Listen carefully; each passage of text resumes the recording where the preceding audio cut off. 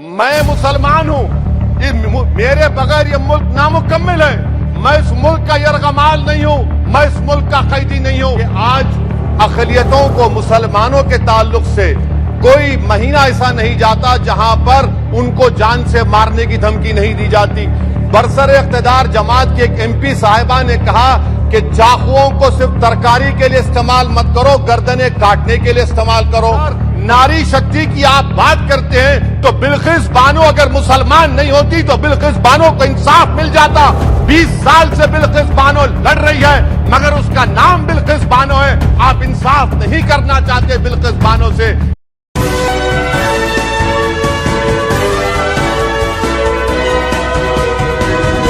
शुक्रिया सर। मैं सदर जमहूरिया के खुतबे की मुखालिफत में खड़ा हुआ हूं।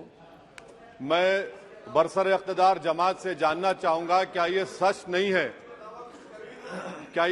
नहीं है कि आप ही के आदादो शुमार 75वां NSSO का डेटा ये कहता है कि 25% मुस्लिम बच्चे पैसों की गुर्बत की वजह से तालीम से ड्रॉप आउट हो जाते हैं। क्या ये सच नहीं है कि 7 साल से ऊपर जो बच्चों का खवानगी का तनासुब है तमाम मज़ाहिब में सबसे कम मुसलमानों का है? क्या यह सच नहीं है कि ग्रॉस अटेंडेंस रेशियो तमाम मज़ाहिब का सबसे कम मुसलमानों का है? क्या यह सच नहीं है कि सबसे कम एनरोलमेंट जो होता है वो मुसलमानों का है? क्या यह सच नहीं है कि AISHE की रिपोर्ट ये कहती है कि हायर एजुकेशन में मुसलमान का तनासुब 5% से 4% पर आ चुका है? और ये सरकार इन तमाम आदादो शुमार को देखते हुए, इनके आदादो शुमार को सामने रखते हुए सदर जमहूरिया के खुतबे में लफ्ज अक़लियत का, माइनॉरिटी का जिक्र भी नहीं किया गया, जो भारत की आबादी का 19% का हिस्सा है। ये इनकी मोहब्बत है अक़लियतों से और मुसलमानों से। सर, क्या यह बात सच नहीं है कि आपने माइनॉरिटी के बजट को 40% कम कर दिया, स्कॉलरशिप के पैसों में 560 करोड़ रुपए कम कर दिए? ये आपकी मोहब्बत है जो नफरत की निशानी बनती है। नरेंद्र मोदी की सरकार ये नहीं चाहती कि अक़लियत और मुसलमानों के बच्चे तालीम याफ्ता होकर इस देश को मजबूत करें। वो उनको हमेशा गुर्बत और नाइंसाफी का शिकार बनाकर रखना चाहती है। सर, दूसरी बात इसमें यह है कि आज अक़लियतों को मुसलमानों के ताल्लुक से कोई महीना ऐसा नहीं जाता जहां पर उनको जान से मारने की धमकी नहीं दी जाती। बरसर इख्तिदार जमात की एक MP साहिबा ने कहा कि चाकुओं को सिर्फ तरकारी के लिए इस्तेमाल मत करो, गर्दनें काटने के लिए इस्तेमाल करो। बरसर इख्तिदार जमात के एक MP ने दिल्ली में कहा कि मुसलमानों का समाजी बायकाट करो। बरसर इख्तिदार जमात ने गुलबर्गा के रेलवे स्टेशन को हरा रंग किया गया था, उसको ये कहकर तब्दील कर दिया कि मुसलमानों का रंग है। सर, मैं पूछना चाहता हूं, क्या नरेंद्र मोदी की सरकार तिरंगे के हरे रंग को निकाल देंगी? क्या हरा रंग मुसलमानों का है?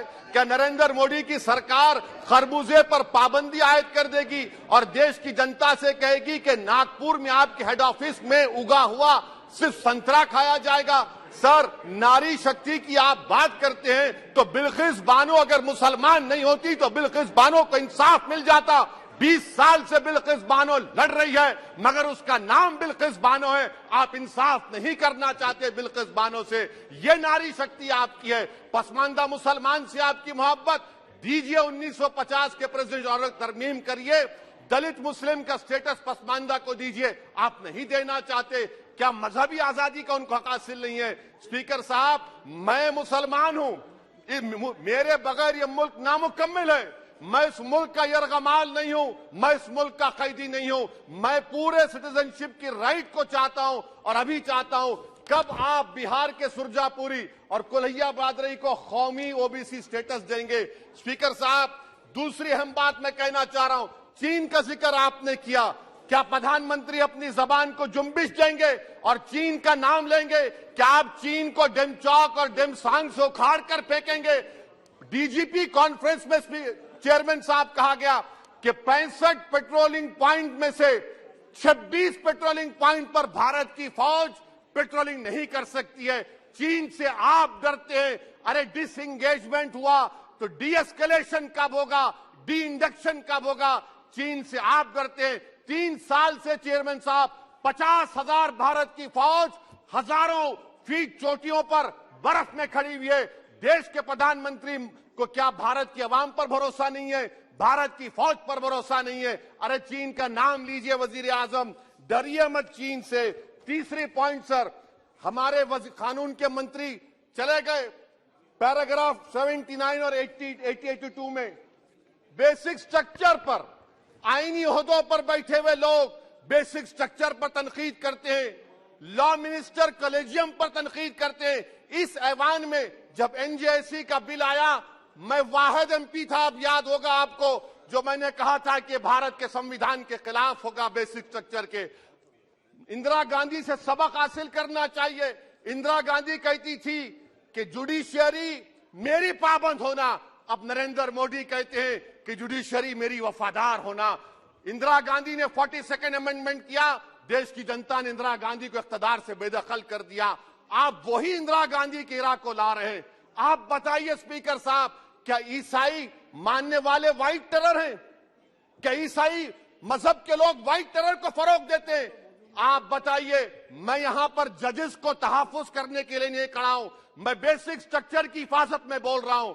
मैं अदलिया की आजादी के लिए खड़ा हूं, मैं एग्जीक्यूटिव की आजादी के लिए खड़ा हूं, लेजिस्लेचर की आजादी के लिए खड़ा हूं। चेयरमैन साहब, कोर्ट का काम ये नहीं है, जजेस का काम ये नहीं है कि नरेंद्र मोदी सरकार की मदद करे। अदलिया का काम यह है कि इस देश की कमजोर और मजलूम आवाम से इंसाफ किया जाए। चौथा पॉइंट स्पीकर साहब, यहां पर एक बड़े सरमाएदार का जिक्र किया गया है। क्या यह बात सच नहीं कि कांग्रेस और बीजेपी ने ओलिगार्क्स को पैदा किया? आप दोनों ने मिलकर ओलिगार्क्स को पैदा किया। आज इसी वजह से 60% मुल्क की दौलत 1% जनता के पास है।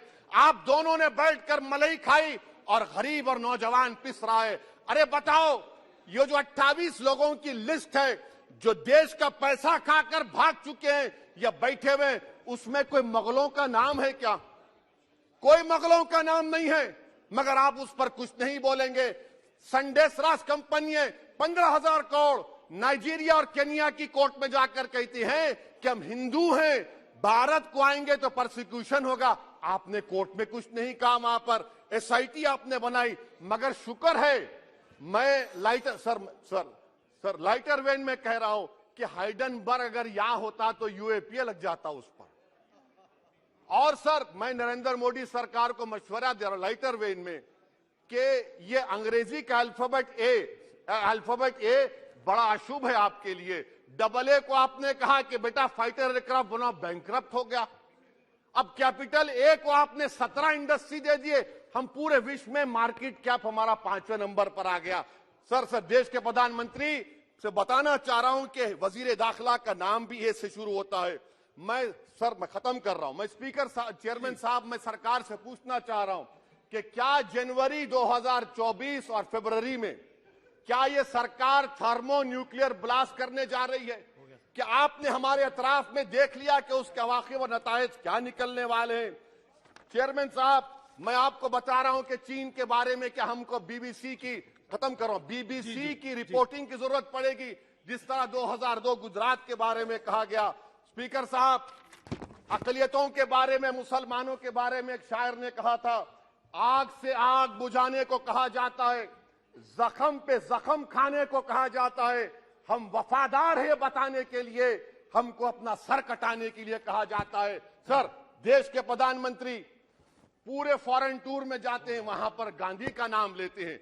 मुझे अप्रीहेंशन, खदशा इस बात का है कि इस देश में 2 बाबा कौम हो जाएंगे, एक सावरकर होगा और एक सौतेला बाबा कौम। कहीं आप महात्मा गांधी को ना बना दे तो सर मैं खत्म कर रहा हूं सर। इसीलिए मैं आपके जरिए से हुकूमत से मुतालबा करता हूं कि प्लेसेस ऑफ वर्शिप एक्ट को डिस्टर्ब ना किया जाए, मुसलमानों का अक़लियतों का बजट बढ़ाया जाए, बिल्किस बानो से इंसाफ करिए, चीन से मत डरिए प्रधानमंत्री, चीन को कार्ड पर फेंकिए। शुक्रिया सर।